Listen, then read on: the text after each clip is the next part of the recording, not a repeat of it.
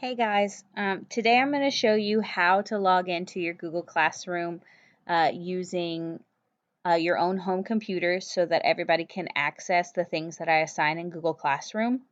So what you're going to do is you're going to go up to the URL bar and you're going to go to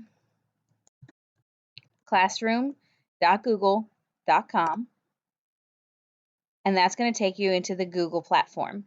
Then what you'll do is you'll go into sign in to Google Classroom. Click on Google Classroom and a new pop-up window will sign in. This is where you're going to need to know your student ID number in order to log in.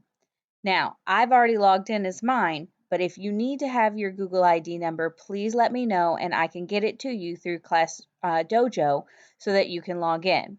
Now, I'm going to log in as me and put in my password to log in. Once you get there, it will log in to Google Classroom and it'll show our Google Classrooms that are connected. Here's our Google Classroom that we use all the time. And then here is an art class that Ms. Calibro shared with us for some activities that you can do during our distance learning.